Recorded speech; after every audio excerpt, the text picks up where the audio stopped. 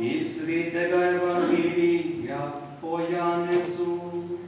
Slava tebi, Gospod. Tisti čas je Jezus rekel svojim učencem: Če me ljubite, boste izpolnjevali moje zapovedi. Jaz pa bom prosil Očeta in dal vam bom drugega tolažnika, da bo ostal pri vas vekomaj. Če me kdo ljubi, se bo držal moje besede in moj Oče ga bo ljubil. Prišla bova k njemu in prebivala pri njem. Kdor me ne ljubi, se ne drži mojih besed. In beseda, ki jo slišite, ni moja, ampak od Očeta, ki me je poslal. To vam povem, dokler sem še med vami. Tolažnik pa, Sveti Duh, ki ga bo Oče poslal v mojem imenu, vas bo učil vsega in spomnil vsega, kar sem vam povedal. To je Kristusov evangelij. Hvala tebi, Kristus.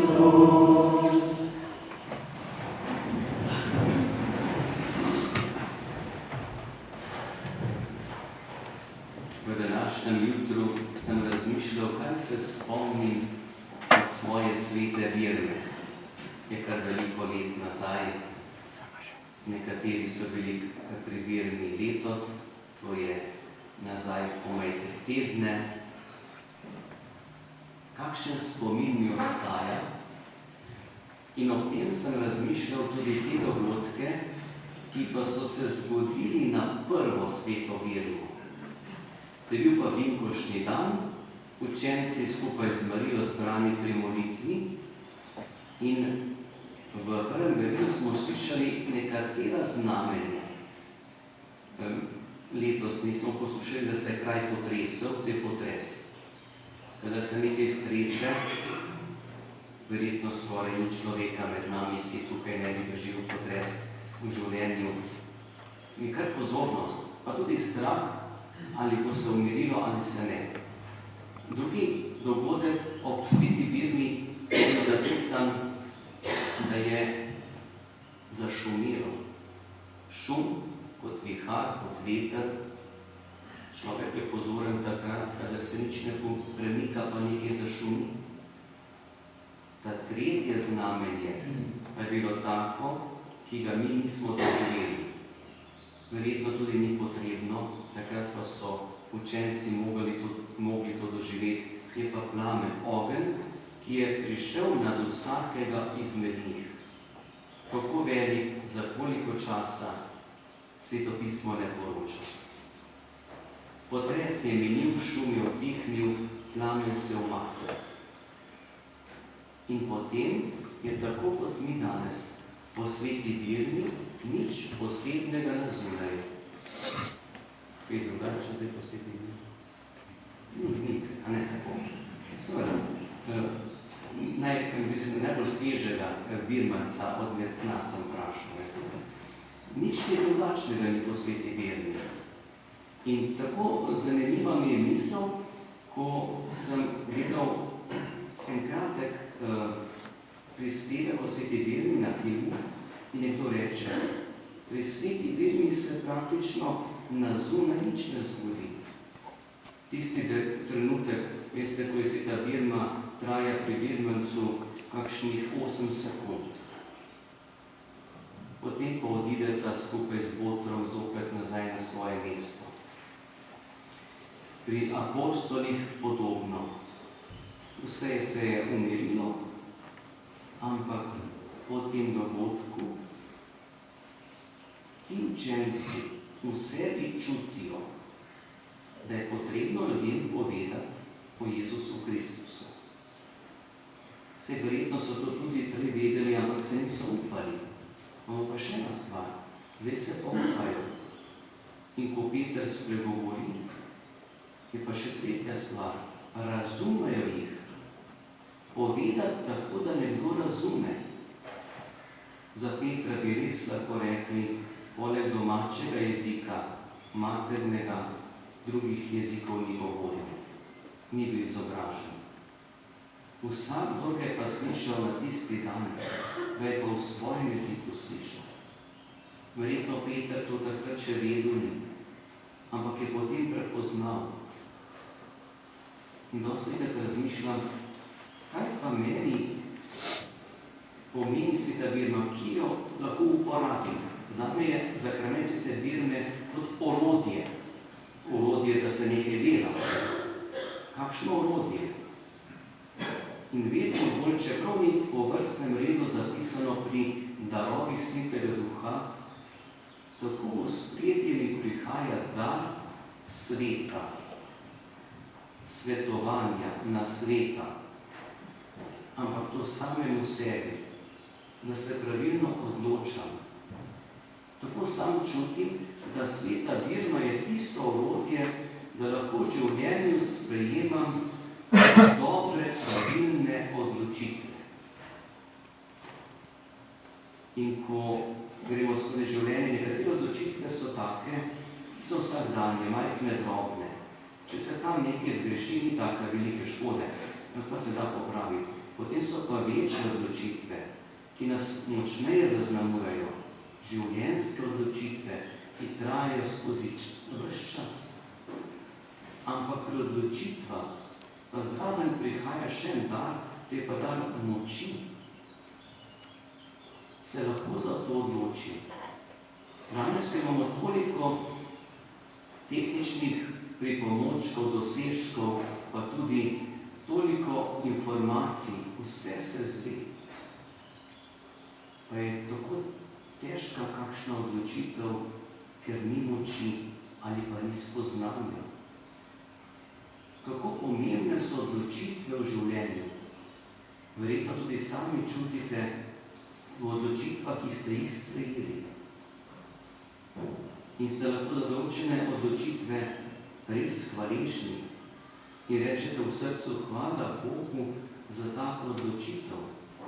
Pa ni vedno odločitev, ki je najlažja pot življenja, ne? Ampak najboljša, najbolj primerna. To je razločevanje, da človek izbira tisto, kar je na pravem mestu.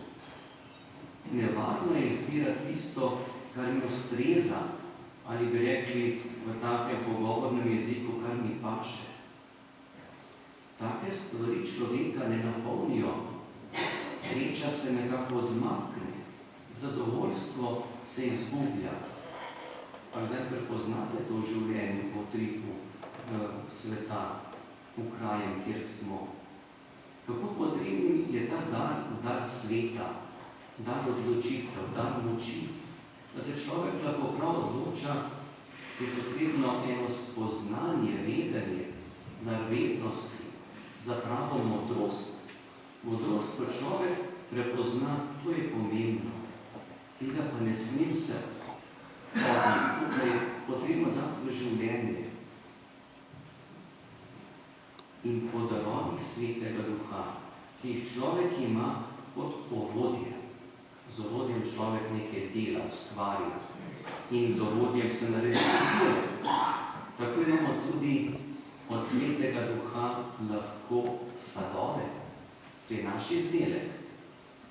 Malo se nenavadno sliši, ampak na prvem mestu kot sad svetega duha je ljubezen, mir, potrpežljivost, blagost, dobrota,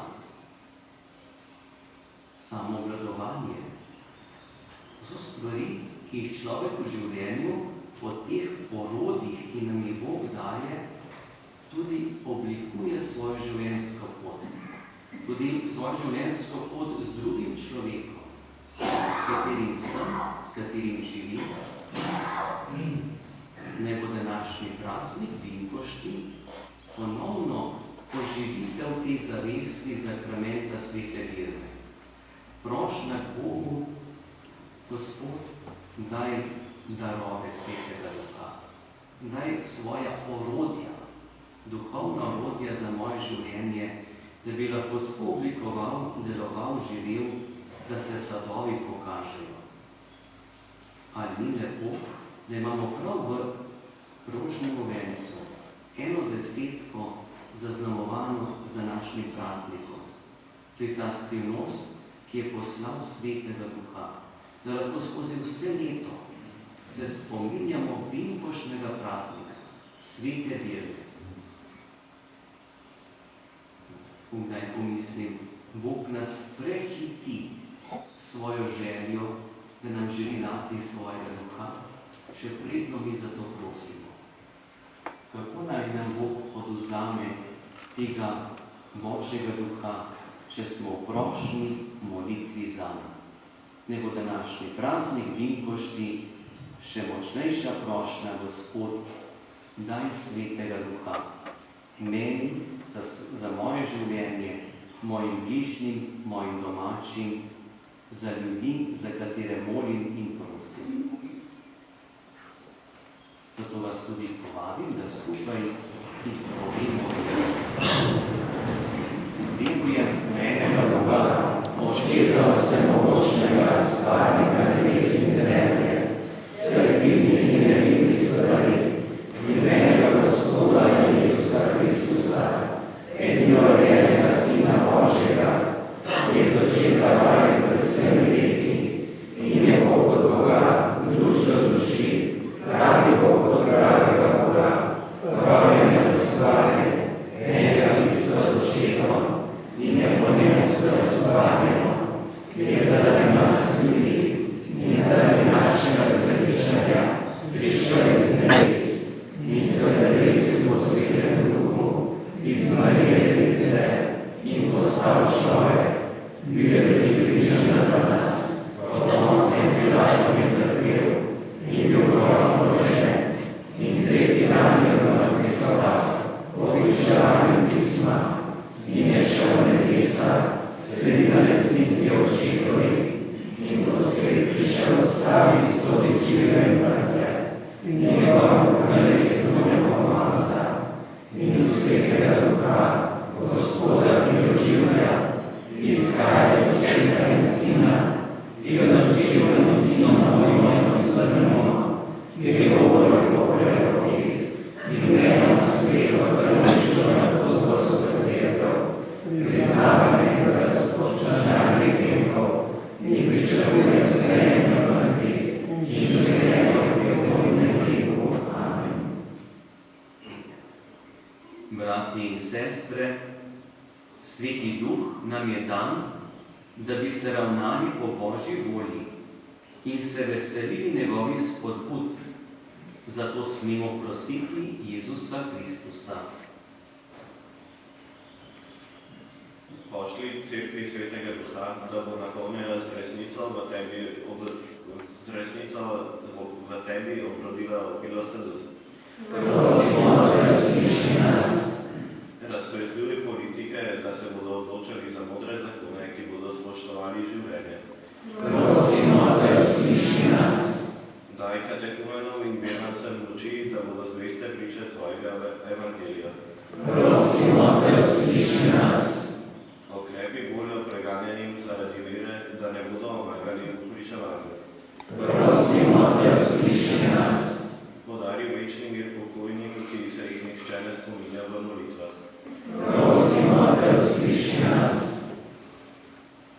Jezus, naš odrešenik, daj, da bomo živeli, kakor je tebi všeč. Naj nas tolažnik, Sveti Duh, razsvetljuje in uči, da te bomo prav spoznali, ki živiš in kraljuješ vekomaj. Amen.